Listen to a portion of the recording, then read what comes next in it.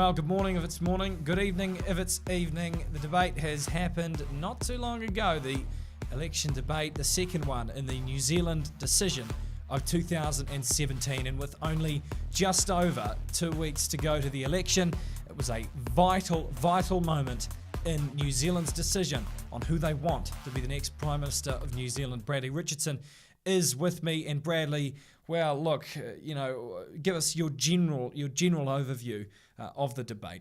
Well, in the end, it was a debate that came to two people who respected each other. I know in politics somewhere around the world, particularly America right now, you get people who are quite volatile, but Jacinda Ardern and Bill English, they had a mutual respect for each other. They respected each other's point of views despite disagreeing with them in many occasions. Yep, well, look, we moved to solely Jacinda. What was she like? What did she bring to the party that she didn't in the first debate? Well, I think what she did is she reinforced those values and ideas that she has for New Zealand. She's proposed them for so long now. It's been the basis of her campaign, and she's just really added on top of them and really made people understand what she wants for New Zealand in terms of her values. Clearly, vision and values, something that is very much talked about in terms of the Labour camp. But Bill English, he was a little bit more charismatic than he was in the first debate as well. Yeah, he came out a bit more fired up. Someone must have lit a fire under his ass, because he was happy to debate with Jacinda Ardern more and to question her more and to call her on some of her values and policies, or lack of policies throughout. So who won?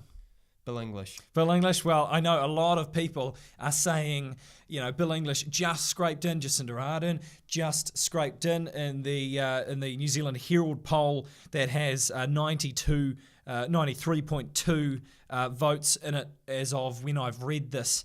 The statistics show that 52% show that Bill English is the winner, 37% Jacinda Ardern the winner, and 11% don't know. But Bradley, this was a very, I suppose if you're in a certain camp, that's sort of the way that you're leaning in terms of the victor of this debate, it seems. Yeah, I think if you're already leaning towards Labour, you would think that Jacinda put in a good performance and reinforce your decision to vote for Labour, and the vice versa for National if you're a Bill English and a National Party fan. He certainly was more polarising though. I thought in the first debate he really kind of it was as if he was sitting on the couch eating some good shapes, cracking a cold one and having a good time, just sort of, taking stock of what is actually happening. But this time he came and he actually, he debated, which is what the National Party supporters wanted to see. Yeah, he's been criticised sometimes for not being much of a polarising figure, but I think today he decided beforehand that he's going to bring more than a cup of cold Milo and a tin share to this debate and really give it to the opposition. Look, Jacinda Ardern is a polarising character. She was an inspirational character, and I saw on Facebook a friend of mine said, she is going to be one of the great Prime Ministers, and I agree to that, whether it be in September 24th that she is, the Prime Minister-elect, or whether it be in 3 years, 6 years, 9 years, whenever. She's going to be something special for New Zealand. But look, let's talk about the debate in its essence. Look, and we start with the moderator. Quite often you get, in a sports game, the referee is the talking point somewhere along the lines. Patrick Gower, he did a good job though. Yeah, he didn't quite have the controversy going into it that Mike Hosking did. Of course, he had the petition with about 75,000 different signatures of people who didn't want him to moderate Patrick Gower. Everyone loves him. I think everyone loves him a little bit more coming out of this one. Look, he, what I really respect about the man is he doesn't vote. I mean, yes, in a democracy, you encourage people to vote, but a political commentator, a political analyst like Patrick Gower, it is a good thing that he is unbiased. And, it really did come to show last night. He was cutting Jacinda Ardern and Bill English off at certain times, and it was consistent, and it was what we wanted to see from the moderator. Yeah, it was a really good performance, and I think we got a little bit of insight into Patrick Gower not through any of that, but the fact of what he had asked Jacinda and Bill to call him. It was quite evident that he preferred to be called Paddy, so maybe he got some inspiration from Patrick Star and his nickname, or maybe he just thought he'd go a bit informal. But another big talking point, I think you know where I'm going with this, is that haircut. Oh, look, it was a fresh cut right out of the salon for the moderator, Patrick Gow. It was brilliant to see. He got a new suit from Working Style. I saw on his Snapchat and Instagram. He was just frothing at the mouth. He was pumped up like a bouncy castle for this one, and rightly so. It was a big event. Yeah, it was well-deserved. Well, that haircut, I think it really pulled through for him. It gave him a classy look that he didn't quite have before. Of course, he's got quite a complexion on his face, one that you can't really take that seriously sometimes. Of course, after the incident with This Is the Effing News, everyone thought he was a bit of a comedic character, but he's added a bit of a serious side. I think that's just going to help reinforce it. Too right, but the talking points in its essence, Bradley, take us through them.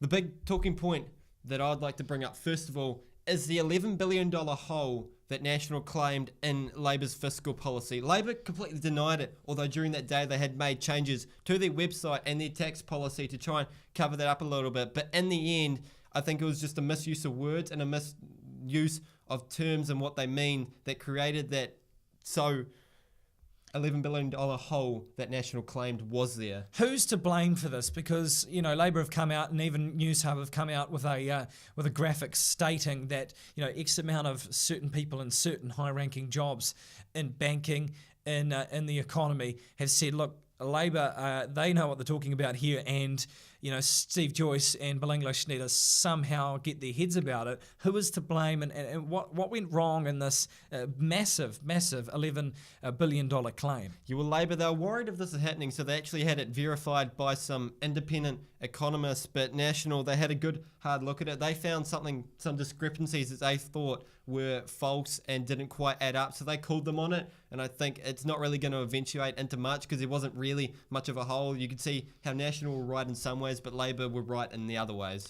Jacinda Ardern, she has a massive focal point on values and visions, but Bradley, sometimes you've got to back that up. Yeah, she struggled when she had questions about the hard, cold policy, what she was talking about. She couldn't really give exact figures. She just went back to talking about her values and what they represent.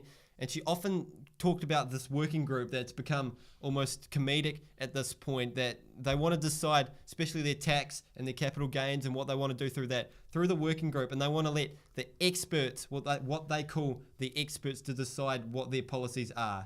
I think a massive thing to take into consideration in this election is the fact that Jacinda Ardern is a very polarising character. She's likeable. You can look at her and see inspiration in that and see that vision.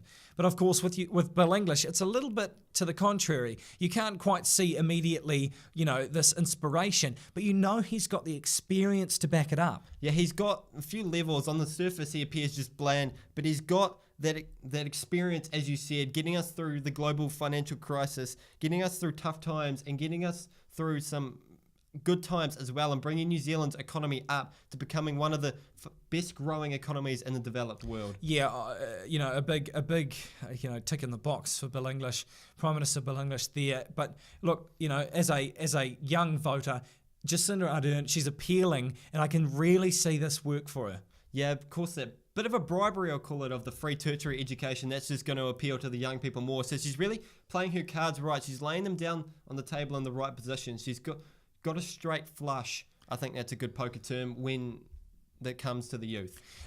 He was called out by Jacinda Ardern last night, where she, you know, once again, she uses the way she speaks and all of that to call out Bill English about the way that he's been has been dealing with the homelessness and poverty in New Zealand for the last 9 years. And she had a good point, Bradley. 9 years and nothing has been done about poverty and homelessness in New Zealand. I think what really needs to be thought of that is nothing has been done that's been told about through the media. National have been constantly doing stuff. Maybe it's not as much as what they could have done, but they have. It's not like they've just been sitting on their asses and clapping their hands. They've actually made some steps towards it, but Labour see that as not enough, and that's what they're really pouncing on and preying on. Obviously, you know, in housing as well, it's a massive problem in New Zealand at the moment.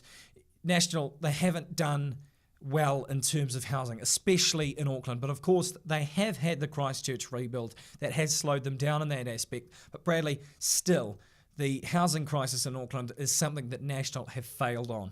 Yeah, it's a big talking point of this election. Everyone wants to live that Kiwi dream, as Jacinda likes to refer to it so many times. They've got their housing policies that they think are going to work.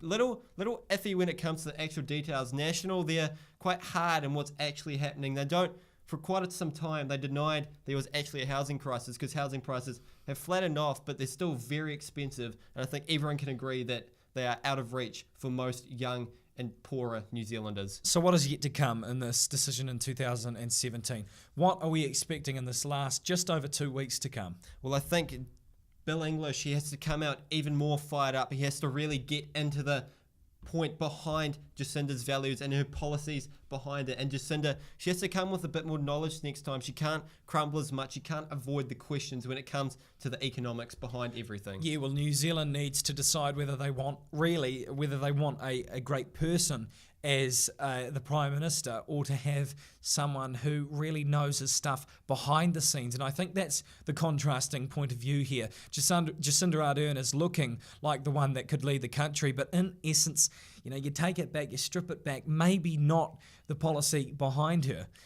Yeah, there was a poll the other day with people voting who they think has the skill to run New Zealand. Bill English came out with about 53%, Jacinda about 35%. So I think people see Bill as someone who's capable of leading the country, but not necessarily the person they want leading the country into the future. And also a little bit of a difference because of John Key, the 38th Prime Minister of New Zealand.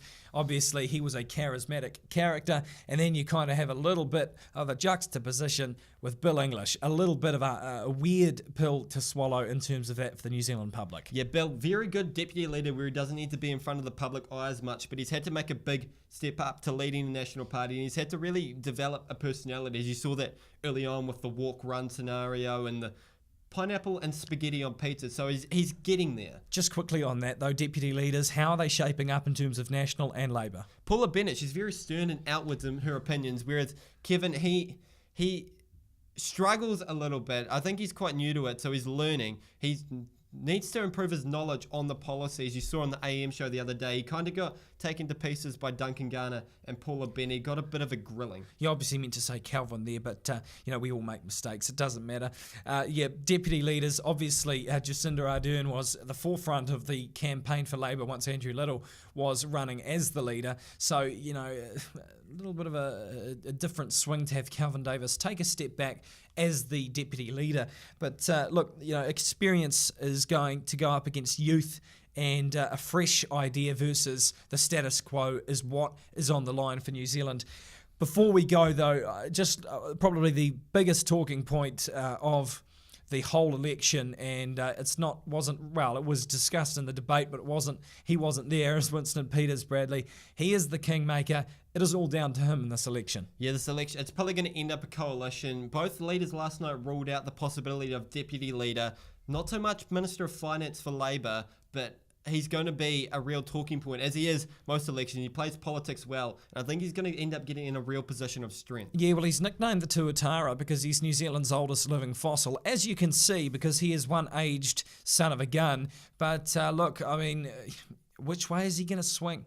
How does this work? Obviously it's a negotiation. It's who wants it more in terms of who's going to offer Winston Peters, because let's be honest, it's New Zealand first, but also nicknamed Winston first. Yeah, he's not really doesn't have any leniency towards left or right. He's gone with National in the past, but I think he's also gone with Labour in the past. So it's whoever's really going to put the most food on the plate and bring the biggest plate to the occasion. Yeah, too right. And the irony is that Bill English was the man who created the motion to kick Winston Peters out of the National Party all those years ago. So a little bit of awkwardness there, but we've still got some debates to come. The minor party leader debate, and of course the third prime ministerial leaders debate, and she's going to be all good, Bradley.